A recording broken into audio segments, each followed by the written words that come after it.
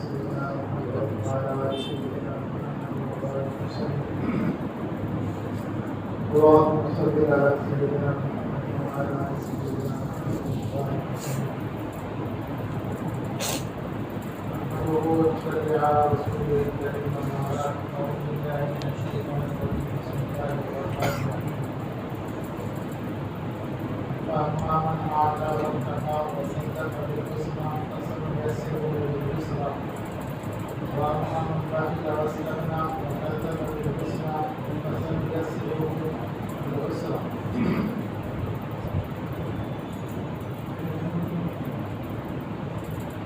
صدق الله العظيم وصدق رسوله النبي الكريم ونحن على ذلك من الشاهدين والشاكرين والحمد لله رب العالمين. قال رسول الله صلى الله عليه وسلم: المؤمن الذي يخالط الناس ويصبر على آذاهم أفضل من المؤمن الذي لا يخالط الناس ولا يصبر على آذاهم. أو كما قال عليه الصلاة والسلام: لا علم لنا إلا ما علمتنا إنك أنت العليم الحكيم. رب اشرح لي صدري ويسر لي أمري واحلل عقدة من لساني يفقهوا قولي. میرے بزرگوں، دوستوں، عزیز نوجوانوں اور معزز علماء کرام،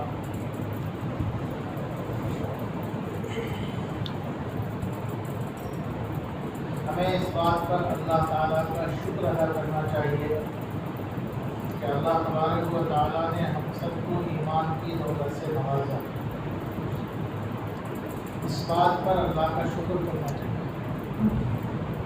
یہ اتنی بڑی دولت ہے، اس دولت کا اندازہ اور اس دولت کی اہمیت اور قدر اس وقت معلوم ہوگی جب میدان محشر میں کل قیامت کے دن رائی کے دانے کے برابر ایمان پر دنیا سے 10 گنی بڑی جنت ملنے کا جب فیصلہ ہوگا، اس وقت انسان کو ایمان کی قدر معلوم ہوگی کہ ایمان کیا چیز ہے اور ایمان کتنی قیمتی ہے.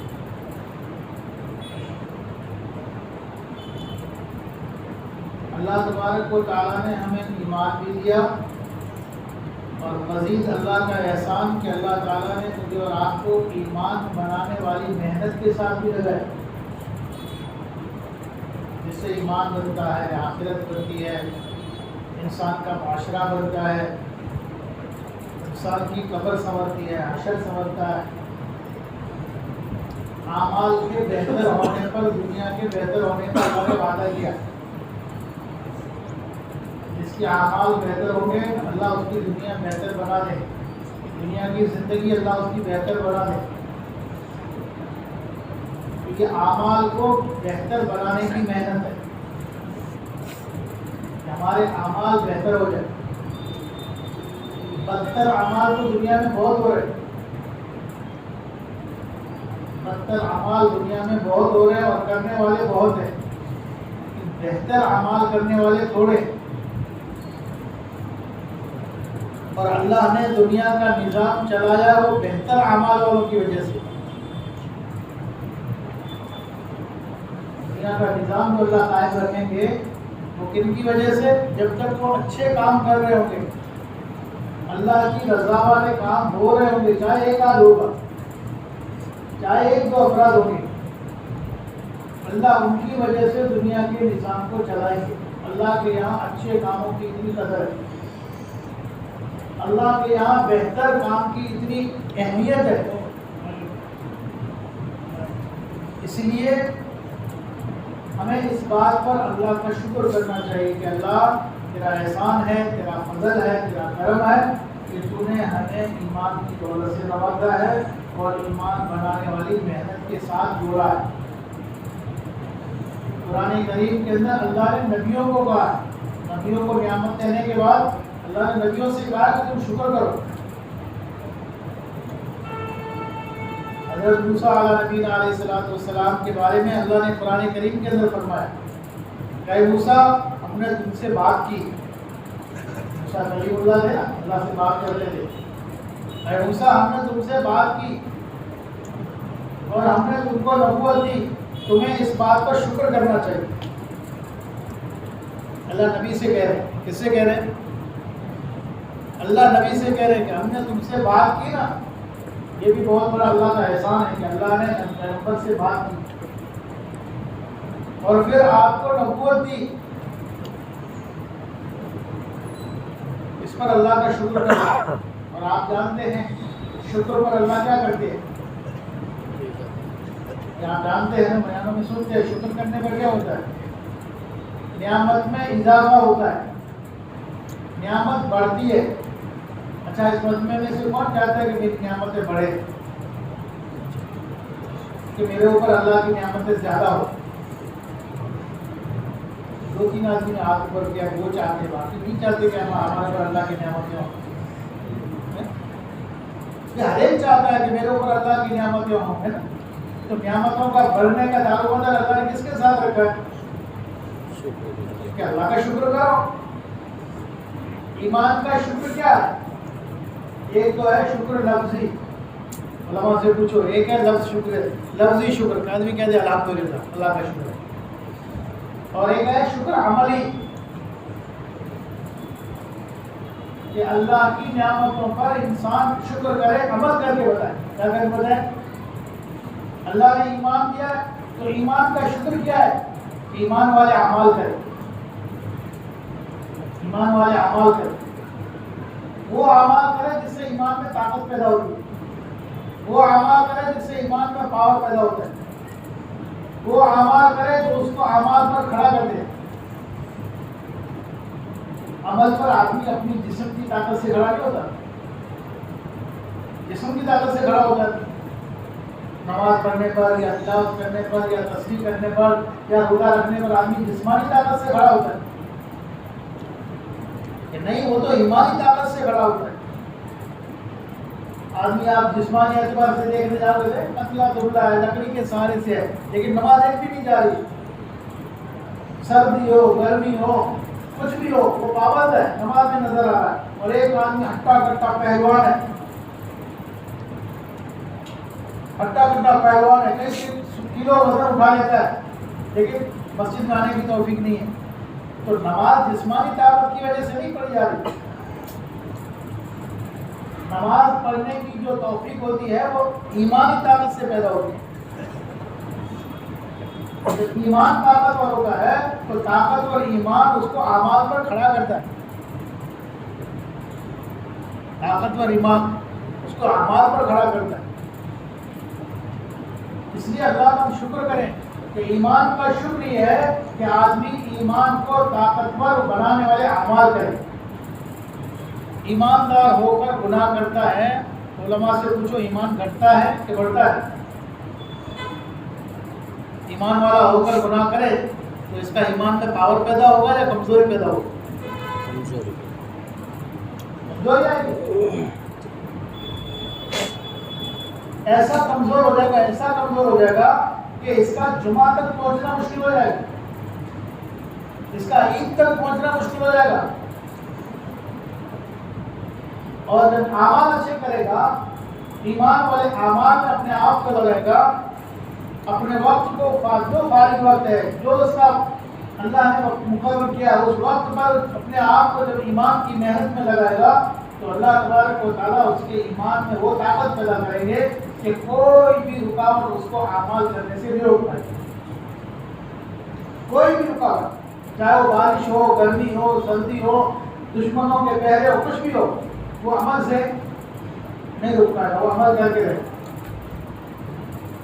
اس لیے ہمیں اس بات پر اللہ کا شکر ادا کرنا چاہیے کہ اللہ نے ہمیں ایمان کی دولت سے نوازا، ایمان والی محنت کے اندر لگائے، ایمان والی محنت کے اندر۔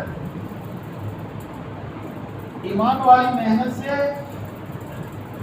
مولانا یوسف صاحب رحمۃ اللہ علیہ فرمایا کرتے تھے کہ لوگ دھوکے میں ہیں، اس میں لوگ دھوکے میں ہیں، وہ یہ سمجھتے ہیں کہ اس محنت سے صرف آخرت بنتی ہے،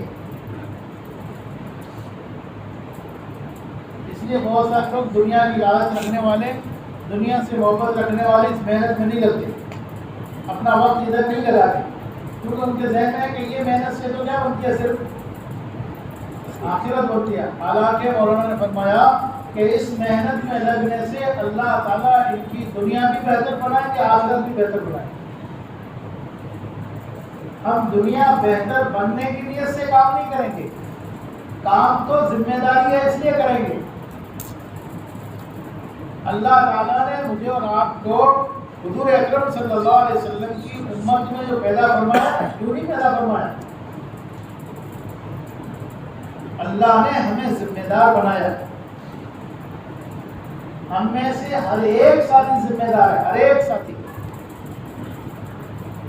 جو کام کر رہا ہے وہ ذمہ داری نبھا رہا ہے، اور جو کام نہیں کر رہا ہے وہ ذمہ داری میں غفلت کر رہا ہے. جو نبھا رہا ہے اس کو نبھانے کا اجر ملے گا، اور جو کمزوری کر رہا ہے، اس میں سستی کر رہا ہے، وہ سستی کی وجہ سے اس کو اللہ کے یہاں جواب دینا پڑے گا کہ تو ذمہ دار تھا، تو کام کا ذمہ دار تھا، تو نے کام کیوں نہیں کیا؟ کیا نقصان نظر آیا کام؟ بھائی نماز پڑھ رہے ہیں، کوئی ہم نماز پڑھیں گے تو نماز میں نفع ہے نقصان ہے؟ نفع ہے. میرا ایمان کہتا ہے، میرے اندر سے میرا دل کیوں کہتا ہے کہ نماز میں نفع ہے. میں مسجد میں وقت گزاروں گا 10 منٹ 15 منٹ آدھا گھنٹہ جو بھی، تو مسجد میں وقت گزارنے پر کیا ہے؟ ثواب ہے تھوڑا ہے. اگر کوئی وقت مسجد کو دے رہا ہے تو اپنی ذمہ داری پوری کر رہا ہے، اور کوئی وقت مسجد کو نہیں دے رہا ہے وہ اپنی ذمہ داری میں کیا کر رہا ہے؟ کمی کر رہا ہے. جو دے رہا ہے اس کو ذمہ داری پوری کرنے کا اللہ اجر دیں گے، اور جو نہیں دے رہا ہے اس سے سوال ہوگا. اللہ تبارک و تعالیٰ نے مجھے اور آپ کو اس دنیا کے اندر ایک بہترین محنت دے کر بھیجا ہے. بہترین محنت، دعوت کی محنت ایسی محنت ہے جس سے لوگوں کی زندگیاں سنورتی ہیں، لوگوں کے گھر سنورتے ہیں، لوگوں کی تجارتیں بنتی ہے، لوگوں کی سیرت اچھی بنتی ہے. اللہ نے ایسی محنت دی. انسان دین کی محنت کے لیے تو یہ محلے والے ساتھی تشکیل نہیں کر رہے. جو تشکیل ہوتی ہے نا کہ بھائی جماعت بناؤ، جماعت بناؤ، ملاقات کی جماعت بناؤ، گشت کی جماعت بناؤ، 3 دن کی جماعت بناؤ، 40 دن کی جماعت بناؤ، پورے محلے میں محنت کے لیے ایک جماعت بناؤ. یہ جماعت بنانا یہ تشکیل کس نے کی ہے؟ کبھی غور کیا؟ علماء کے پاس بیٹھے. یہ تشکیل اکابروں کی نہیں ہے، یہ تشکیل ہمارے علاقے کے ذمہ داروں کی نہیں ہے، یہ تشکیل خود خدا کی ہے. کس کی ہے؟ اللہ نے تشکیل کی ہے. اللہ تعالیٰ نے قرآن کریم کے اندر فرمایا ہے وَلْتَكُن مِّنكُمْ أُمَّةٌ يَدْعُونَ إِلَى الْخَيْرِ. آپ علماء سے ترجمہ پوچھو اس کا، آیت کا. وَلْتَكُن مِّنكُمْ أُمَّةٌ يَدْعُونَ إِلَى الْخَيْرِ. تمہارے اندر ایک ایسی جماعت ہونی چاہیے، ایسے افراد ہونے چاہیے، ایسے ساتھی تیار ہونے چاہیے جو کیا کریں؟ تأمرون بالمعروف، جو بستی میں، گھر میں، محلے میں، بازار میں کیا کریں؟ اچھائیوں کا حکم کریں، اچھائیوں کی دعوت دیں، بیانہ عن المنکر، برائیوں سے لوگوں کو روکیں. بھائی نماز نہ پڑھنا برائی ہے، تو گشت والے جماعت میں جو جاتے ہیں ملاقات کرنے وہ کس سے روکتے ہیں؟ بھائی نماز مت رہو، نماز شروع کر دو. کیا کر دو؟ کوئی نماز پڑھ رہا ہے تلاوت نہیں کرتا تو اس کو دعوت دیتے ہیں. آپ ماشاءاللہ نماز تو پڑھتے ہو لیکن آپ قرآن کی تلاوت کرو، آپ سنت پر عمل کرو. آپ تو نماز پڑھ رہے ہیں، آپ کے بچے کو نماز میں لاؤ. آپ کا بچہ تو نماز پڑھ رہا ہے، آپ کی بیٹی کو بولو نماز پڑھے، آپ کی بہن کو بولو نماز پڑھے، آپ کی بیوی کو بولو نماز پڑھے. گھر تک ہماری دعوت جا رہی ہے، تو یہ دعوت دینے کے لیے جماعت بننے کی تشکیل کس نے کی ہے؟ کہ تمہارے اندر ایک جماعت ہونی چاہیے. ابھی آپ بیٹھے ہو، ذمہ دار ساتھی ہے اور انہوں نے تقاضا کیا کہ کہ یار 2 ساتھیوں کی ضرورت ہے، تمہارے یہاں سے 2 ساتھی ہونے چاہیے، تشکیل ہوئی اور 2 ساتھی کھڑے ہو گئے، انہوں نے اپنا نام پیش کرے، ہم تیار ہیں، تو ذمہ دار خوش ہوں گے ناراض؟ خوش ہوں گے، بولو نا، بیان نہیں ہے، یہ مذاکرہ ہے۔ بیان ہو تو چلو صرف بولنے والا، بیان کرنے والا ہی بولے، باقی سارے خاموش رہے۔ یہ میرا اور آپ کا مذاکرہ ہے، چرچا ہے ہماری محنت پر، کہ جو محنت ہمیں ملی ہے اس میں ہم کیا کر رہے ہیں۔ تو ذمہ داروں کے سامنے اگر وہ تقاضا رکھے اور 2 ساتھی تیار ہو جائے، ہم تیار ہیں، تو ذمہ دار کیا ہوں گے؟ خوش ہوں گے، خوش ہوں گے نہیں ہوں گے؟ اللہ کہے کہ تمہارے اندر ایسی جماعت ہونی چاہیے اور جماعت تیار ہو جائے، اللہ تم نے کہا تیار ہے، تو اللہ کیا ہوں گے؟ خوش ہوں گے، خوش ہوں گے نا اللہ؟ لوگ خوش ہوں گے تو کیا کریں گے؟ تعریف کر دیں گے۔ ساتھی خوش ہو گئے تو کیا کریں گے؟ زیادہ سے زیادہ تعریف کر دیں گے، ماشاء اللہ، اللہ آپ کو جزائے خیر دے۔ شکر تو ہمارے کو کریں گے نا، اللہ آپ کو جزائے خیر دے، اللہ آپ کی ایمان میں طاقت دے دے، اللہ آپ کی روزی روٹی میں برکت دے دے، اپنا آپ کے گھر میں دی بہت ساری دعاؤں سے نواز دے گا کہ آپ نے ساتھیوں میں سے خوش کر دیا، آپ تقاضے کو تیار ہو۔ اللہ کے تقاضے پر جب تیار ہو جاتا ہے تو اللہ کیا کریں گے؟ اللہ کہتے ہیں میرا بندہ جب میری محنت کے لیے تیار ہو جاتا ہے تو سب سے پہلے میں اس کے گناہوں کو معاف کر دیتا ہوں۔ کیا کر دیتا ہوں؟ یغفر لکم ذنوبکم، تمہارے گناہ اللہ معاف کر دیتا۔ دوسرا اللہ انعام کیا دے گا؟ اللہ خوش ہوں گے، میرے بندے میری مانگ پر تیار ہو گئے، میری تشکیل پر تیار ہو گئے اور دین کی محنت کے لیے اپنے آپ کو جب پیش کر دیا تو اللہ تعالیٰ کہتے ہیں ایک تو تمہارے گناہ معاف کر دیں گے، دوسرا انعام کے گناہوں کو نیکیوں میں کنورٹ کر دیں گے۔ اس میں کر دیں گے بدل، ٹرانسفر ہو گئے، پہلے گناہ تھے اب نیکیاں بن گئی، کیا بن گئی؟ پھر اس تشکیل پر تیار ہو کے قدم اٹھا دیا، تشکیل پر تیار ہو کے اللہ کے کام کے لیے تیار ہو گئے، پھر اللہ نے کہا چلو اس بندے نے قدم اٹھا لیا، بولو علماء کرام آپ ساتھی بیٹھے ہو، ایک قدم اٹھا، اللہ کتنا ثواب لکھیں گے تمہارا نامہ اعمال میں؟ یہ اللہ نواز رہے، کتنا لکھیں گے اللہ؟ 700 قدم۔ پھر راستے میں چلتے چلتے سبحان اللہ کہہ دیا، ایسے کوئی اللہ کی نعمت دیکھی، اللہ کی قدرت دیکھی اور کچھ اس کو چیز نظر آئی اور اس نے اللہ کا ذکر کیا، سبحان اللہ، کتنا لکھیں گے اللہ؟ بولو، یہ اللہ کی تشکیل پر تیار ہونے کا اللہ اجر دے رہے، کیا دے رہے؟ اس پر بھی بس نہیں کر رہے اللہ کہ گناہ معاف کر دیے، گناہوں کو نیکیوں میں تبدیل کر دیا، ایک قدم پر 700 نیکیاں لکھی جا رہی ہے اور ایک سبحان اللہ کہنے پر 7 لاکھ نیکیاں۔ پھر اللہ کہے گا میرا بندہ تو گھر چھوڑ کے چلا ہے نا، چل تو راستے میں چلے گا تو ایک جسم پر دھول بھی اڑے گی، کیا اڑے گی؟ دھول، ذرا گندو غبار والے سندر پوری کی گلیوں میں چلے گا تیرے اوپر دھول بھی اڑے گی، تیرے بدن پہ کپڑے بھی میلے ہوں گے، تیرے جسم پر دھول اڑے گی اور یہ کچرا اڑے گا، تو کیا ہوگا؟ جہنم کی آگ تو کیا؟ ہاں، اس میں ذرا علماء سے پوچھنا، دھواں، آگ اگر انجار میں جلے گا تو دھواں گاندھی دھام والوں کو نظر آتا ہے؟ نہیں ہے؟ آگ اگر انجار میں جلے تو دھواں گاندھی دھام والوں کو نظر آتا ہے کہ نہیں آتا؟ بعض مرتبہ ہوا اگر ادھر کی چل رہی ہو تو وہاں کا دھواں یہاں بھی، آگ نہیں دھواں بھی یہاں آ جائے گا، لیکن اللہ کیا کہہ رہا ہے؟ میرا بندہ میری تشکیل پر تیار ہوا ہے اور میرے راستے میں چلا ہے، اس کے بدن پر گرد و غبار لگ گیا تو دوزخ کی آگ تو کیا وہاں تک نظر نہیں آئے گا، وہاں تک نہیں۔ یہ انعام مل رہا ہے اللہ کی طرف سے، کس پر؟ کہ اللہ کی تشکیل پر بندہ تیار ہو گیا، اس پر آگے ابھی آپ جو نماز پڑھ رہے ہو اس پر اجر مل رہا ہے وہ الگ ہے، وہ ایکسٹرا، پھر آپ نے وہاں تسبیح پڑھی اس پر جو اجر ہے وہ ایکسٹرا، آپ کی وجہ سے کوئی ساتھی تیار ہو گیا اور توبہ کر کے نماز میں لگ گیا اس کا اجر، یہ تو آپ کی بیٹھی کمائی ہے، یہ تو صرف آپ اللہ کی تشکیل پر تیار ہو گئے، اس پر اللہ نے آپ کا اعزاز کیا کہ گناہ معاف ہو گئے، گناہ نیکیوں میں بدل گئے، نامہ اعمال میں ایک قدم چلو 700 قدم چلنے کا۔ اب اگر آپ اندازہ بتاؤ، اگر آپ گشت کے دن تیار ہو جاؤ، یہ ساری بستی آ جائے اور آپ کو ایک گلی ملے یہاں سے آپ کو جانا ہے گشت میں، تو آپ کتنے قدم اٹھاؤ گے؟ گنا کبھی کسی نے میرے قدم کتنے پڑتے گشت میں؟ پتا نہیں کتنے قدم پڑتے ہوں گے،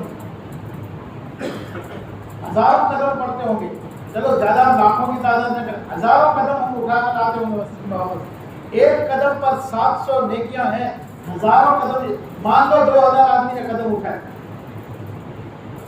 میں نے 2000 قدم اٹھایا گشت میں، تو میرے نامہ اعمال میں نیکیاں کتنی ہوئی؟ اور ایک تسبیح میں نے پوری کر لی، چلو 2 نہیں ہوئی، ایک تسبیح میں 100 دانے ہوتے ہیں نا، میں گشت کے دوران میں نے ایک تسبیح پوری کر لی، سبحان اللہ کہتے ہیں، ایک سبحان اللہ پر 7 لاکھ ہے، اور 100 مرتبہ میں نے پڑھ لی۔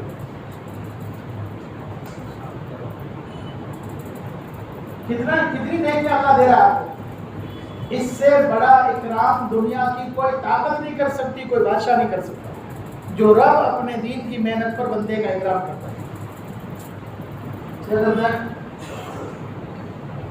وہ اللہ کہہ رہے ہیں قرآن کے اندر، میں نے جو آیت پڑھی نا، اللہ تبارک و تعالیٰ فَأَمَّا مَنْ آتَى وَاتَّقَى وَصَدَّقَ بِالْحُسْنَى، جس کو اللہ نے جو صلاحیت دی ہے، ہر ایک کی سب کی صلاحیت ایک نہیں ہے، ایک کے اندر مال خرچ کرنے کی صلاحیت ہے، اس کے پاس ٹائم نہیں ہے، کسی کے پاس وقت ہے مال نہیں ہے، کسی کے پاس زبان کے بول ہے، کیا ہے؟ زبان کے بول ہے، کوئی بولنے سے کام ہو جاتا ہے، کسی کے 2 روپے خرچ کرنے سے کام ہو جاتا ہے، کسی کے 2 قدم چلنے سے کام ہو جاتا ہے۔ ہمارا ہر ایک ساتھی قیمتی ہے، کیا ہے؟ ہر ایک ساتھی کی الگ الگ صلاحیت ہے، اور ہر ایک کو لینا ہے، کیا لینا ہے؟ خدمت والے کی بھی قدر ہمارے دل میں اتنی ہو، بات کرنے والے کی قدر بھی اتنی ہو، رہبری کرنے والے کی قدر اتنی ہو، امیر بن رہا اس کی بھی قدر اتنی ہو، اور ساتھیوں کو خدمت بھی نہیں کر رہا ہے، صرف خدمت کے موقع پر مال خرچ کر رہا ہے، اس کی بھی قدر، ہر ایک ساتھی الگ الگ صلاحیت کا مالک ہے، ہر ایک ساتھی کا اکرام کرنا ہے، کیا کرنا ہے؟ ہر ایک ساتھی کو نبھانا ہے۔ اللہ کے رسول صلی اللہ علیہ وسلم نے، آپ دیکھو گے نا صحابہ کو، آپ سیرت کو کہو گے، صحابہ کی صفات آپ دیکھو گے، الگ الگ صفات کے صحابہ ہیں، کیا ہے؟ ہر ایک کی الگ الگ صفت ہے، ہر ایک کی الگ، کسی کے اندر تشکیل کرنے کی صلاحیت ہے، بات کرنے کی صلاحیت نہیں ہے، کسی کے اندر تشکیل کرنے کی صلاحیت ہے، کسی کو رہبری کرنے کی صلاحیت ہے، رہبری ایسی اچھی کرتا ہے، کسی کے اندر بات کرنے کی صلاحیت ہے، ہر ایک کے اللہ تعالیٰ نے الگ الگ، حدیث میں آتا ہے الناس کا معادن، انسان تو یہ کانے ہیں، کانے جیسے سونے کی کان ہوتی ہے نا، زمین میں کانے ہوتی ہے، کہیں سونا نکلتا ہے، کہیں کوئلے نکلتے ہیں، کہیں چاندی، یہ کانے ہوتی ہے، کانے۔ تو اللہ کے نبی نے فرمایا یہ لوگ سارے خزانے ہیں اندر، زمین کے خزانے، پتہ نہیں کون کون سے کیا کیا خزانہ ہے، کوئی علم کا خزانہ ہے، کوئی طاقت کا خزانہ ہے، کوئی کیسی صلاحیت کا خزانہ ہے۔ حضرت خالد بن ولید سے پوچھا گیا تو کہنے لگے میرے پاس علم کا خزانہ اتنا نہیں ہے، علم چاہیے تمہیں، نبی کی حدیثیں چاہیے نا، تو میرے پاس نہیں ہے، وہ ابو ہریرہ سے لے، میں اس میں کمزور ہوں، میں تو میدانی آدمی ہوں، میدان کے بارے میں بات کرنی ہو تو میں تو ہمیشہ اسی تقاضے پہ چلا ہوں، علم سیکھنا ہے، حدیث سیکھنی ہے، قرآن سیکھنا ہے تو مسجد نبی میں جاؤ، عبداللہ بن مسعود سے جا کے سیکھ لو، ابو ہریرہ سے جا کے سیکھ لو۔ ہاں محنت کرنی ہے، بڑے لشکر کے سامنے لڑ جانا ہے تو خالد بن ولید کی بات ہے، اس کی صلاحیت الگ ہے، کیا ہے؟ ہر ایک ساتھی کی صلاحیت ہے، ہر ایک ساتھی کی قدر کرنا، ہمارا ہر ایک ساتھی ہمارے لیے قیمتی اور سونا ہے۔ ساتھیوں سے اچھے گمان کے بغیر ہم کام نہیں لے سکتے، یہ بات یاد رکھیں، ساتھیوں سے اچھے گمان کے بغیر ہم کام نہیں لے سکتے۔ خالد بن ولید دشمن تھے، دشمن اسلام کے، اللہ کے رسول صلی اللہ علیہ وسلم کو قتل کرنے اور حضور کو نقصان پہنچانے کی طاق میں رہتے تھے، طاق میں۔ لیکن ان کو ایمان لانے پر، کلمہ پڑھنے پر مجبور کیا حضور کے حسن ظن نے. کس نے؟ حضور کا حسن ظن، اچھا گمان. اللہ کے رسول صلی اللہ علیہ وسلم مدینے سے مکے میں آئے تو خالد بن ولید مکہ چھوڑ کر چھپ گئے، نہیں آئے مکے، نظر نہیں آئے. تو حضور نے غائبانہ لوگوں سے پوچھا خالد نظر نہیں آ رہا، اتنا بڑا صلاحیت کا مالک آدمی ہے، اس کی کیا کیا صلاحیت ہے، اس کی کیا دانائی ہے، اس کے اندر اللہ نے کیا طاقت رکھی ہے، کیا یہ اچھا ہو اگر وہ خالد اپنی صلاحیت دین کے لیے استعمال کرے. اس نے سر، حالانکہ وہ تو حضور کو قتل کرنے کے چکر میں گھوم رہے، حضور کو نقصان پہنچانے کے چکر میں گھوم رہے، اور حضور ان کے ساتھ کیسا گمان لے کر گھوم رہے. یہ بات خالد بن ولید کو پہنچی کہ تم تو چھپتے پھر رہے ہو اور تمہارے بارے میں تو محمد رسول اللہ ایسی باتیں. تو حضور مکے سے واپس مدینے گئے. خالد بن ولید یہاں سے گھوڑے پر سوار ہوئے، گھوڑا تیار کیا، اپنے ساتھ ایک دوسرے صحابی کو لیا کہ چلو مدینہ چلنا ہے. بولے آپ مدینہ جائیں گے، وہاں تو سارے انصار ہیں، اپنا کو تو راستے بھی ختم کر دیں گے. کہہ رہے کہ قتل کرنے نہیں جا رہے، محمد کے ہاتھ پر کلمہ پڑھیں. 400 کلومیٹر کا سفر کر کے مدینے جا کر حضور کے ہاتھ پر ایمان قبول کیا. پھر حضور سے کہا یا رسول اللہ صلی اللہ علیہ وسلم میری صلاحیت آپ کے حوالے، میں نے اپنی صلاحیت آپ کے حوالے کر دی ہے، آپ جہاں چاہو استعمال کرو. سیرت میں لکھا ہے اللہ کے رسول صلی اللہ علیہ وسلم نے 2 صحابیوں کو زکات وصول کرنے پر رکھا. کس پر رکھا؟ زکات وصول کرو. تو یہ صحابی زکات وصول کرنے نکلے تو حضرت خالد کے پاس پہنچے کہ زکات دو. تو حضرت خالد نے میرے پاس کچھ نہیں ہے، کیا میرے پاس زکات دینے کے لیے کچھ نہیں ہے. تو انہوں نے آگے اللہ کے رسول صلی اللہ علیہ وسلم سے کہا یا رسول اللہ صلی اللہ علیہ وسلم خالد بن ولید زکات دینے سے انکار کر دو، زکات نہیں دیتے. تو حضور نے فرمایا خالد کے پاس ہے کیا جو زکات دے گا؟ اس نے سب کچھ اللہ کے نام پر وقف کر دیا، تلوار بھی، گھوڑا بھی، اپنی طاقت بھی، اپنا وقت بھی، سب کچھ اللہ کے لیے وقف کر دیا. اس سے زکات دینے کی ضرورت نہیں ہے، خالد خود اللہ کے لیے وقف ہو گیا. یہ صلاحیت کا مالک ہے، خالد سے زکات لینے کی ضرورت نہیں. ہر ایک ساتھی کی الگ الگ صلاحیت، کسی کے اندر رہبری کرنے کی صلاحیت ہے، بات کرنے کی صلاحیت ہے. آپ جب آپ صلی اللہ علیہ وسلم عمرے کے لیے آ رہے تھے، مکے والوں نے باہر روک دیا. طاقت والے تو بہت تھے حضور کے ساتھ، عمر فاروق جیسے طاقت والے شیطان بھی جن سے چھپ رہا ہو، اور وقار لوگ بھی بہت تھے. ابو بکر صدیق جیسا آدمی جس کو سارے مکے والے لوگ پہچانتے تھے، تاجر تھے پورے مکے کے.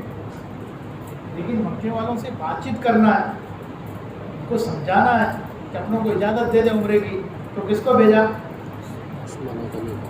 نہ حضرت علی کو بھیجا، نہ حضرت ابو بکر صدیق کو بھیجا، نہ عمر فاروق کو بھیجا. کس کو بھیجا؟ کہ عثمان غنی کو بھیجا. تو عثمان غنی کے اندر ایک بات کرنے کا کیا ہے؟ سلیقہ ہے، انداز ہے ان کا، اور ان کے انداز میں اتنا نرم لہجہ ہے، اتنا پیارا انداز ہے کہ کفار بھی اس کا احترام کرتے ہیں. تو دعوت کے کام میں نرمی بہت بڑا اثر رکھتی ہے. کیا رکھتی ہے؟ دعوت کے کام میں دعوت میں سختی نہیں ہے، دعوت میں سختی نہیں ہے، اور دعوت میں ڈانٹ ڈپٹ بھی نہیں ہے. یہ ہم سب کو ذہن میں لینے کی، دعوت میں سختی بھی نہیں ہے اور دعوت میں ڈانٹ ڈپٹ بھی نہیں ہے.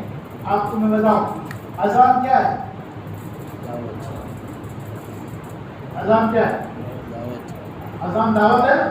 اچھا آپ کو بھی اذان دعوت کہتے ہیں.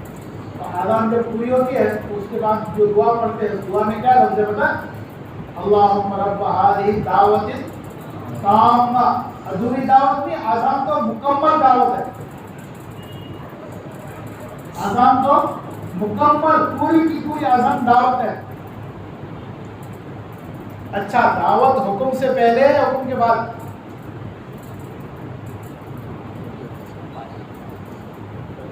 بھائی نماز کا حکم ہے اللہ کا پڑھنے کا، تو اذان پہلے ہوگی نماز پہلے ہوگی؟ بولو نماز پڑھنا تو اللہ کا حکم ہے، نماز تو اللہ کا فریضہ ہے، اللہ کا حکم ہے۔ اذان کیا ہے؟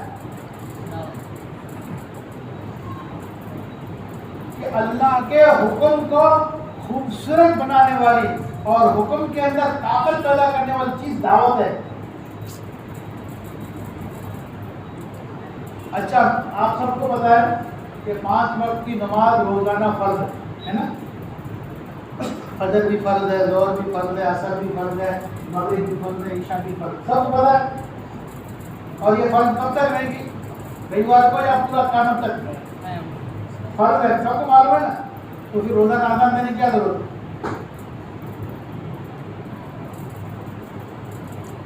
ظہر کے لیے بھی اذان دو، عصر کے لیے بھی اذان دو، مغرب کے لیے بھی اذان دو، عشاء کے لیے بھی اذان دو، فجر کے لیے بھی اذان دو۔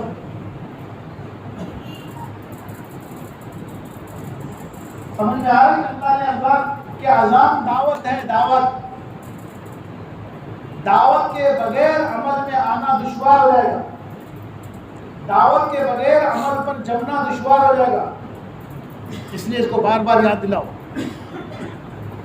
24 گھنٹے میں بار بار دعوت، بار بار دعوت، بار بار دعوت۔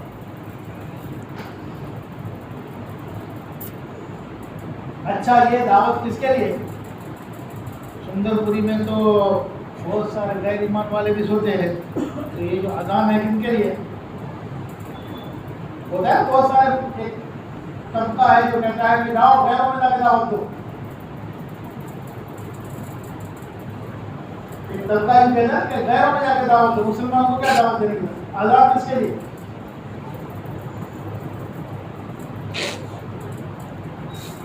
اذان تو ایمان والے کے لیے ہے، کس کے لیے؟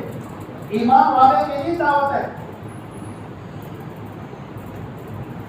اذان مکمل دعوت ہے۔ کیا ہے؟ تو میں کہہ رہا تھا کہ دعوت میں کیا نہیں ہوتی؟ سختی نہیں۔ اذان میں کہیں سختی سنیے، نماز کے لیے نہیں آؤ گے تو جہنم میں جاؤ گے، اللہ کو نہیں مانو گے، ایسا ہے کہ اذان میں کوئی لفظ ایسا؟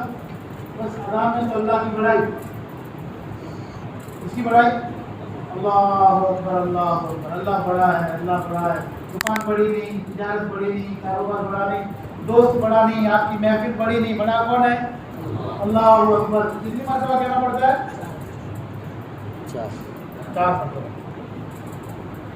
اللہ نے حضور کو بھی کہا، اے نبی قرآن کے اندر کہ میری بڑائی بیان کرو، کیا کرو؟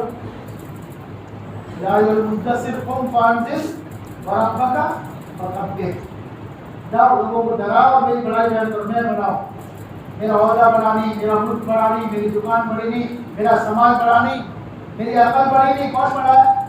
اللہ بڑا ہے۔ چلو 4 مرتبہ دعوت اس کی دو، اس کی دو، اللہ بڑا، اللہ بڑا، اللہ بڑا، اللہ بڑا۔ اس کے بعد اشہد ان لا الہ الا اللہ، عبادت کے لائق کون ہے؟ بندگی کے لائق کون ہے؟ اللہ۔ اشہد ان محمد رسول اللہ، تابعداری کے سب سے زیادہ لائق کون ہے؟ کس کی تابعداری کی جائے؟ کس سے پیار کیا جائے؟ کس کے طریقے کو فالو کیا جائے؟ دیکھو ہم میں سے کوئی ایسا نہیں ہے جو کسی کو فالو نہ کرتا، فالو یعنی سپورٹ، پسند کرنا، کوئی ایسا نہیں۔ ہم میں سے ہر ایک کسی نہ کسی کو پسند کرتا ہے، کرتا ہے کرتا، کوئی دوست کو، کوئی ہیرو کو، کوئی پتہ نہیں کس کو، اور پھر اس کی ایکٹنگ کرتا ہے، اس سے پیار کرتا ہے، اس کی محبت کرتا ہے، اس کی بات سننے کو پسند کرتا ہے، اس کے پاس بیٹھنے کو پسند کرتا ہے، اس کے لیے وقت پاری کرنے کو کیا کرتا ہے۔ تو اللہ کہہ رہے ہیں کہ سب سے زیادہ فالو کرنے کے لائق ہستی ہے تو کون ہے؟ محمد رسول اللہ، جن کو پتھروں نے بھی جن کو سپورٹ کیا، درختوں میں۔ حضرت علی رضی اللہ تعالیٰ عنہ کہتے ہیں میں اللہ کے رسول صلی اللہ علیہ وسلم کے ساتھ جب چلتا تھا، کسی درخت کے پاس سے گزرتا تو درخت کہتا الصلاۃ والسلام علیک یا رسول، کسی پہاڑ کے پاس سے گزرتا تو پہاڑ کہتا الصلاۃ والسلام علیک یا رسول۔ اتنی بڑی ہستی، ہمیں اس کو فالو کرنا، کیا کرنا؟ نبی سے محبت کرو۔ اللہ نے قرآن میں کہا ان کنتم تحبون اللہ فاتبعونی یحببکم اللہ، اگر تم یہ چاہتے ہو، تم سب کی تمنا ہے کہ اللہ ہم سے پیار کرے، اللہ ہم سے محبت کرے، اللہ ہماری قدر کرے اور اللہ ہماری دعاؤں کو سنے، اللہ ہماری مدد کرے، تو اللہ تعالیٰ نے کہا کہ تمہارے لیے ایک ہی کام ہے کہ میرے محبوب کی اتباع کرو۔ کیا کرو؟ محمد رسول اللہ صلی اللہ علیہ وسلم کی اتباع کرو، اللہ تم سے پیار کرے، اللہ تمہاری حاجتیں پوری کریں گے، اللہ تمہاری ضرورتیں پوری کریں گے۔ اذان میں پیغام ہے، کئی ڈانٹ ڈپٹ نہیں ہے، پھر کہا حی علی الصلاۃ، آؤ نماز کے لیے۔ اس کے لیے کون پکار رہا ہے؟ مؤذن کے ذمے صرف اذان ہے۔ اذان دینے کے بعد اگر محلے والے نماز پڑھنے نہیں آئے تو مؤذن گالی دیتا ہے، مؤذن غصے ہوتا ہے، مؤذن نوٹس بھیجتا ہے؟ نہیں، اس کے ذمہ ہی دعوت ہے۔ کیا ہے؟ اس کے ذمہ ہی دعوت ہے۔ اگر آزاد نہ دے تو متولی غصے ہو جائیں گے، مسجد کے ذمہ دار کیا ہو جائیں گے؟ دعوت کیوں نہیں دی؟ اور دینا چاہیے، تم کو اذان دینا چاہیے۔ تو مؤذن کے ذمہ دعوت ہے، تو ہمارے ذمہ دعوت ہے، گلی گلی جا کے دعوت دے دو، ایمان کی دعوت، اخلاق کی دعوت، آخرت کی دعوت، اللہ کو ایک ماننے کی دعوت، رسول اللہ صلی اللہ علیہ وسلم کی شریعت پر چلنے کی دعوت دے دو، ہمارے ذمہ دعوت ہے۔ اور دعوت روزانہ ہے، دعوت ہفتے میں ایک دن نہیں، مہینے میں ایک دن نہیں، سال میں ایک مرتبہ نہیں، دعوت روزانہ، دعوت روزانہ۔ روزہ سال میں ایک مہینہ، آج زندگی میں نماز، زکوٰۃ، یہ سب فرائض ہے، یہ اللہ کے حکم ہے۔ سب کیا ہے؟ یہ اللہ کے حکم ہے۔ وہ وقت مقرر ہوں گے، وہ گھٹ سے گھٹ نہیں سکتے، بڑھ نہیں سکتے، لیکن دعوت حد ہے اس کی کوئی کہ آج تو 2 کی ملاقات ہو گئی، اب کینسل۔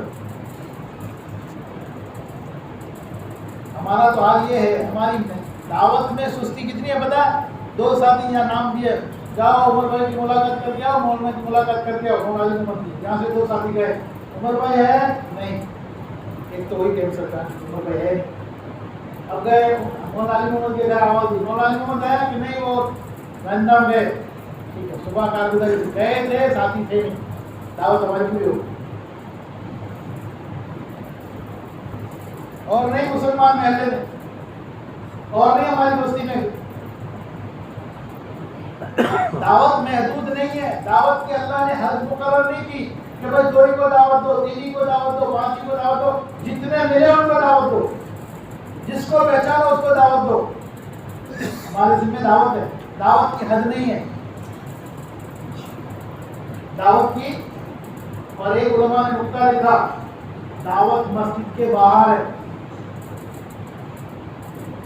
دعوت کی جگہ، اس لیے علماء نے لکھا ہے، پوچھ لینا مسئلہ، علماء نے لکھا ہے کہ بہتر یہ ہے کہ اذان کی جگہ مسجد کے باہر کے حصے میں ہو۔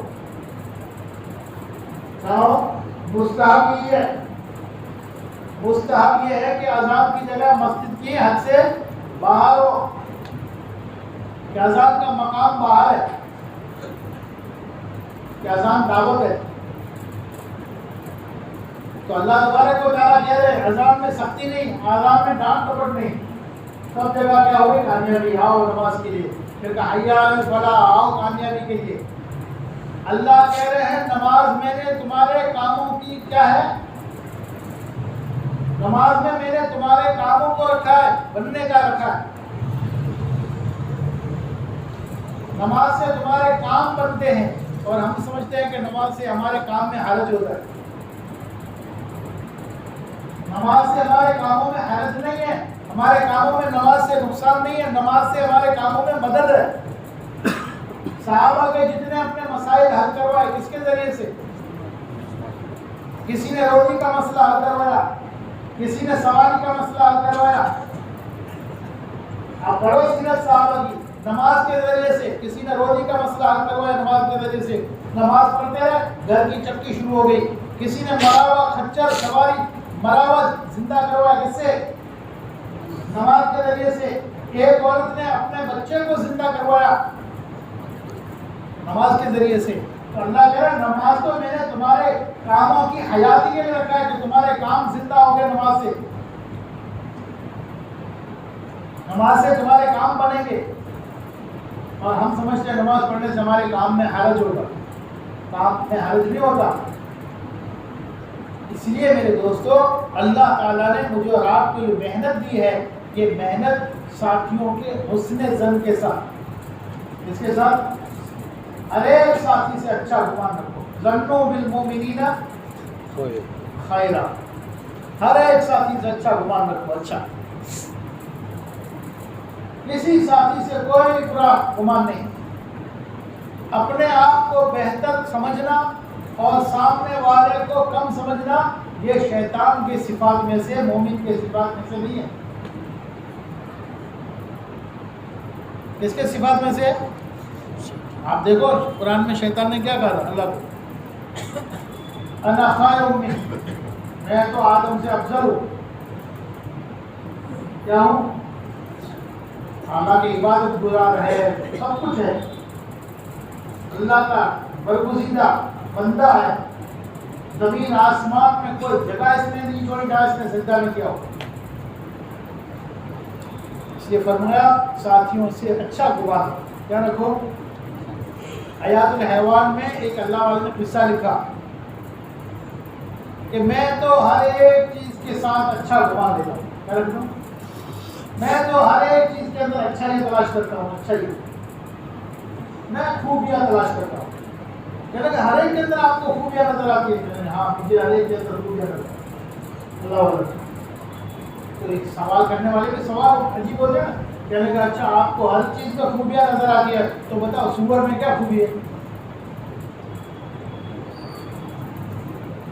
سور تو پورا ناپاک ہے، پورا، اس کا بال بھی ناپاک، اس کی کھال بھی ناپاک، اس کی تھوک بھی ناپاک، وہ سوکھا ہوا بھی اگر کپڑے پہ لگ جائے نا تو بھی کپڑا دھونا پڑتا۔ ایک ساتھی سوال پوچھ لیا کہ آپ کو سور میں کیا خوبی نظر ہے؟ آپ کہتے ہیں مجھے ہر ایک چیز میں خوبی نظر آتی۔ کہنے لگے سور کے اندر خوبی یہ ہے کہ یہ صبح سویرے اٹھتا ہے،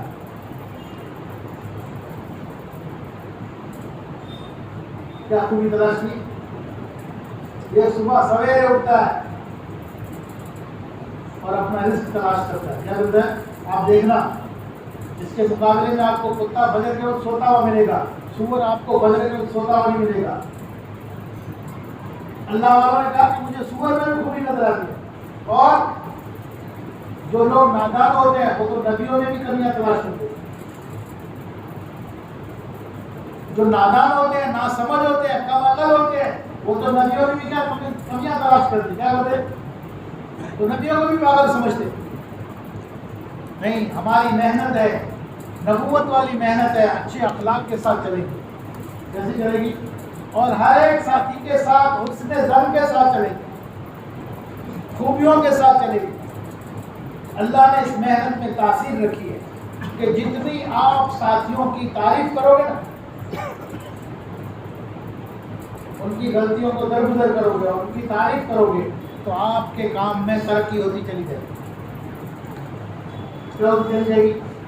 تو اللہ تبارک و تعالیٰ نے مجھے ایک ایسی محنت دی ہے، مجھے اور آپ کو ایسی مبارک محنت دی ہے کہ اس محنت کی وجہ سے اللہ تبارک و تعالیٰ ہماری آخرت بھی بنائیں گے اور اللہ ہماری دنیا بھی بہتر بنائیں گے، اور اللہ ہمارے معاشرے کے اندر، ہماری زندگیوں کے اندر اللہ تبارک و تعالیٰ ایسا سکون لائیں گے کہ جس سکون کی تلاش میں آج پوری دنیا ہے۔ لوگ سکون کے لیے گولیاں کھاتے ہیں، لوگ سکون کے لیے پتہ نہیں ایسے لگاتے ہیں۔ اللہ کہہ رہے ہیں سکون میرے دین میں، محنت میں، کس میں ہے؟ دین کی محنت میں سکون اللہ نے رکھا ہے۔ من عمل صالحا من ذکر و انثى وهو مؤمن فلنحيينه حیاة طیبہ،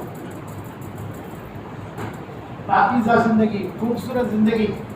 تو اللہ تبارک و تعالیٰ نے ہم سب کو موقع دیا ہے، دعوت کی محنت میں لگایا۔ دعوت کی محنت اپنی آخرت بنانے کی محنت، دعوت کی محنت اپنی آخرت بنانے کی محنت ہے۔ ہمیں دعوت دوسروں کے لیے نہیں، ہم یہ کشف کر رہے دوسروں کے لیے نہیں، اس لیے یہ مجموعہ عزائم کریں کہ ہم وقت اللہ کے دین کے لیے فارغ کریں گے. فارغ کرنا چاہتے ہو نا؟ جی. اللہ کون یہ چاہتا ہے کہ میں ٹینشنوں سے فری ہو جاؤں؟ ٹینشن بہت ہے نا آج پوری دنیا ٹینشن ڈپریشن میں ہے، پریشان آ. کون یہ چاہتا ہے کہ میں ٹینشن فری ہو جاؤں؟ چاہتے ہو نا؟ نسخہ بتاؤں میں آپ کو، نسخہ بتاؤ. نسخہ لوگ وظیفہ پوچھتے ہیں، پریشان ہو تو بولنا کو وظیفہ جو ہوا وظیفہ بتا رہا ہوں میں آپ کو ٹینشن فری ہونے کا. بالکل ٹینشن فری.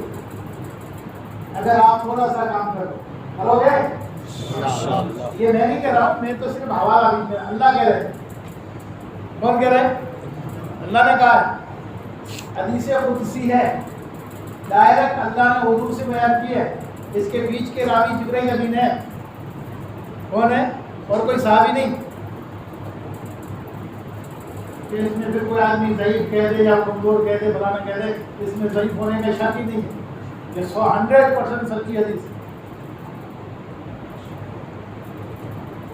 اور غالباً آپ نے پڑھا بھی ہوگا، تعلیم میں گزر گئی ہوگی کئی مرتبہ. لیکن ہوتا کیا ہے کہ تعلیم میں کیا پڑھا جا رہا ہے کیا نہیں پڑھا ہمیں پتہ ہی نہیں ہوتا. وہ خیالی دنیا میں گم ہوتے. اللہ تبارک و تعالیٰ نے کیوں فرمایا اے ابن آدم، اے ابن آدم، ہم سب ابن آدم ہیں نا. اللہ کہہ رہے اے ابن آدم تو تھوڑا سا وقت میری دین کی محنت کے لیے فارغ کر لے. کیا کر لے؟ اے ابن آدم تو تھوڑا سا وقت میری دین کی محنت کے لیے فارغ کر لے، میں تیرے دل کے سارے ٹینشن کیا کر دوں گا؟ دور ختم. Tension free. تھوڑا سا. اللہ نے کہا پورا وقت نہیں مانگا، اللہ پورا نہیں کہا، تھوڑا. بھائی 2.5 گھنٹے مانگتے ہیں دعوت و تبلیغ والے مسجد کی آبادی کے لیے. کتنے گھنٹے؟ وہ ایک ساتھ نہیں دے سکتے تو انہوں نے اور آفر دے دی کہ فجر سے شمار کرنا شروع کرو. کب سے؟ بھائی فجر کے وقت میں نے 15 منٹ دعوت دی یا 20 منٹ دعوت دی، 20 منٹ لکھ لی. ظہر کے بعد میں نے 15-20 منٹ دعوت دے دی، یہ 20 منٹ لو. عصر کے بعد میں نے 15-20 منٹ کسی کو دعوت دے دی، یہ بھی 20 منٹ لکھ لو. یوں کرتے کرتے عشاء تک سارا لکھو، پھر آخر میں جا کے 2.5 گھنٹے ہو گئے. اللہ کہ یہ بھی قبول کیا ہے؟ یہ بھی قبول ہے تمہارے 2.5 گھنٹے. تھوڑا تھوڑا کر لو، تھوڑا وقت فارغ کر لو. کیا کر لو؟ تھوڑا وقت دین کی محنت کے لیے فارغ کر لو. میں تمہارے سینے کو کیا کر دوں گا؟ Tension free. بعد میں کہا اگر ایسا نہیں کرو گے جیسا ہم کر رہے، یعنی تھوڑا وقت بھی ہم مسجد کے لیے فارغ کرنے کو تیار ہیں، تھوڑا وقت بھی مسجد کے لیے فارغ کرنے کو تیار نہیں، تو اللہ تعالیٰ کہے اگر تم ایسا نہیں کرو، کیا نہیں کرو گے؟ تھوڑا وقت بھی دین کی محنت کے لیے فارغ نہیں کرو گے تو میں تمہارے سینے کو تفکرات سے، ٹینشنوں سے بھر دوں گا اور تمہارا فقر ظاہر نہیں کروں گا، تمہاری محتاجگی ختم نہیں کروں گا. فقر ظاہر نہیں کروں گا کیا مطلب؟ تمہاری محتاجگی، تمہاری مجبوری ختم نہیں کروں گا. مجبوری تمہارے ساتھ لگی بھی پڑی ہوگی، یہ ختم کب ہوگی؟ کہ جب تم دین کی محنت کے لیے وقت فارغ کرو گے. اب مولانا علی محمد نے تو مجھے بہت چھوٹی دعا بتائی آپ کی کہ ہمارے ساتھی کمزور ہے، ان سے ذرا اتنا کہنا کہ مہینے کے 3 دن دے دے اور آپ گشت کی پابندی کریں. کیا کر لیں؟ 2 معاملے بتائے مولانا، 2 ہی امور بتائے. تو اس مجمع میں سے کون یہ کرتا ہے کہ میں گشت کے لیے وقت فارغ کروں گا انشاءاللہ؟ کون ارادہ کرتا ہے کہ ہمارا گشت جمعہ کے دن ہوتا ہے نا، مغرب سے عشاء، شاید مغرب سے عشاء کوئی مزدوری پہ نہیں ہو، میرا جہاں تک گمان سب کہاں پہ ہوں گے؟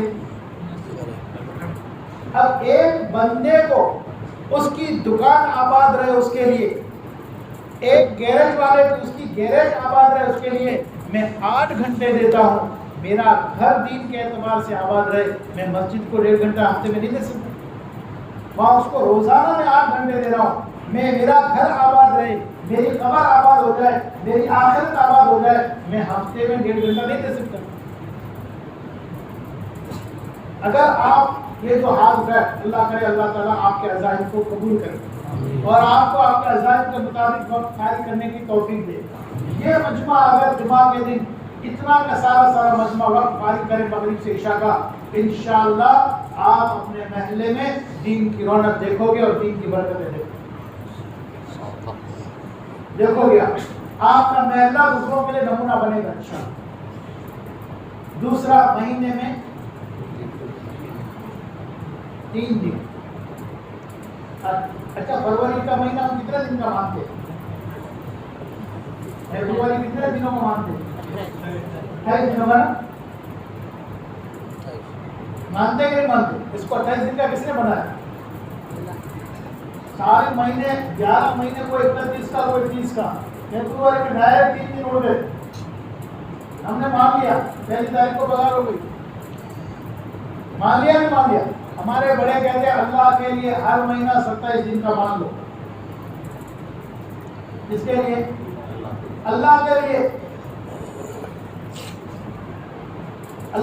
میں اپنا ہر مہینہ 27 دن کا مانتا ہوں۔ بس فروری کو 28 کا مان لیا تو میں ہر مہینہ اللہ کے لیے 27 دن کا مانتا ہوں۔ مجھے 27 دن دنیا کی حلال روزی کے لیے محنت کرنا ہے اور 3 دن اپنی آخرت بنانے کے لیے محنت کرنا ہے۔ اور اللہ کتنا قدردار پتہ ہے؟ اللہ کہتے ہیں تم لگاؤ 3 دن، میں تمہارا پورا مہینہ اللہ کے راستے میں شمار کروں گا۔ کیا کروں گا؟ ایسا شمار کروں گا کہ میرے بندے نے پورا مہینہ اللہ کے راستے میں لگایا۔ کیا لگایا؟ پورا مہینہ اللہ کے راستے میں لگایا۔ تو اس کے لیے یہ مجمع عزم کریں کہ انشاءاللہ ہم ہفتے کا گشت نہیں چھوڑیں گے اور ماہانہ 3 دن نہیں چھوڑیں گے انشاءاللہ۔ کیا نہیں کریں گے؟ ہاں، ایک نیکی پکڑو تو ایک نیکی دوسری نیکی کو خود بخود کھینچ کے لائے۔ ایک آدمی اللہ کے رسول کے پاس آیا، کہنے لگا یا رسول اللہ صلی اللہ علیہ وسلم 4 کبیرہ گناہ کرتا ہوں۔ کتنے؟ 4 کبیرہ گناہ، بڑے گناہ جو توبہ کے بغیر معاف نہیں ہوتے، لیکن چھوڑوں گا ہی۔ آپ کو ایک گناہ بتا تو وہ ایک چھوڑ دو، چاروں نہیں چھوڑو، چاروں چھوٹنا میرے سے مشکل ہے۔ تو حضور نے فرمایا کون سے کرتے ہو بتاؤ اسے؟ کہنے لگے زنا کرتا ہوں، کبیرہ گناہ، شراب پیتا ہوں، کبیرہ گناہ، جھوٹ بولتا ہوں، کبیرہ گناہ، چوری کرتا ہوں۔ مان لو میرے اور آپ کے پاس کوئی آئے اور یہ 4 گناہ بتائے تو ہم کون سا گناہ کی منع کریں؟ ہم کون سے گناہ سے کہیں گے بھلا مت کریں؟ وہ آیا اللہ کے رسول سے کہہ رہا ہے یا رسول اللہ 4 کبیرہ گناہ کرتا ہوں، چھوڑنا تو ہے لیکن ایک، چاروں نہیں چھوڑنا۔ ان میں سے کوئی بھی ایک آپ بتا دو چھوڑ دو، آپ سے وعدہ۔ حضور نے کہا ایک کام کرو، جاؤ جھوٹ بولنا چھوڑ۔ نہ شراب سے منع کیا، نہ زنا سے منع کیا، نہ چوری سے منع کیا، کس سے منع کیا؟ اور فرمایا روزانہ شام کو میری محفل میں آنا، روزانہ۔ ہاں، مسجد میں جماعت بیٹھو گے، کارگزاری سنو گے تو ساری چیزیں۔ اب اس نے جو دیکھا کہ وہ حضور نے تو جڑ پکڑی ہے، کیا پکڑی ہے؟ یہاں سے تو سارے محلے میں سے برائیاں ختم ہو جائیں، میری زندگی میں سے چاروں ختم ہو جائیں گے۔ صبح نکلا، چوری کا ارادہ ہوا، چوری کرنا ہے، پھر خیال ہے شام کو اللہ کے رسول کے پاس جاؤں، وہ حضور پوچھے کہ آج دن میں کیا کیا؟ تو دن کھولنے سے منع ہے۔ حضور کے سامنے کہنا کہ چوری کیا تو بہت بڑا ہے، تو کیا نہیں کرنا چاہیے، کیا حضور کے سامنے رسوا ہونا خامخواہ نہیں کرنا۔ دوسرے دن پھر کس کا ارادہ ہوا؟ زنا کا، خیال ہے زنا کرو، پھر خیال ہے شام کو حضور کے پاس جانا ہے، حضور پھر کیا کرتے ہیں پوچھیں کہ آج کیا کیا؟ تو یہ کیسے کہوں گا حضور کے سامنے آج فلانے کی بیٹی سے بھی اسی نے بتائی؟ نہیں کرنا۔ ہفتے میں چاروں گناہ چھوٹ گئے، منع کس سے کیا؟ ایک سے، اور چھوٹ چاروں گئے۔ آدمی جب اللہ کے لیے اپنے آپ کو اصلاح کی نیت سے، اپنے آپ کو بنانے کی نیت سے کسی کے سپرد کرتا ہے، اللہ اس کی اصلاح کر دیتا ہے۔ ہم اپنے آپ کو ہدایت پر لانے کے لیے، راہ راست پر لانے کے لیے مسجد کے حوالے کریں گے اور اپنا وقت اللہ کو دیں گے، اللہ ہماری ساری برائیوں سے اللہ ہمیں پاک صاف کر دے گا۔ اس کے لیے ماشاءاللہ آپ لوگوں نے عزائم کیے۔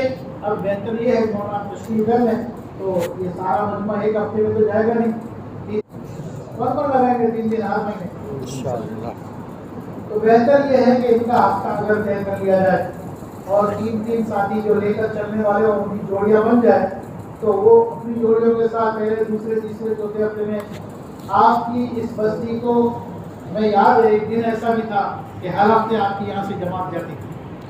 ہم یہ چاہتے ہیں کہ اللہ دوبارہ وہ دن دکھا دے، دوبارہ وہ ماحول اللہ اس بستی کا کھڑا کر دے کہ ہر ہفتے آپ کی ایک جماعت جائے۔ اور یہ آپ کی فکر اور یہ آپ کا جڑنا اس بات کی دلیل ہے کہ انشاءاللہ دوبارہ آپ لوگوں کے اندر کام کی فکر آ رہی ہے، قرآن آ رہی ہے، اللہ آپ سے کام دے گا انشاءاللہ۔ ہمت کرو، آپ اپنے اس بات سے بتا دو۔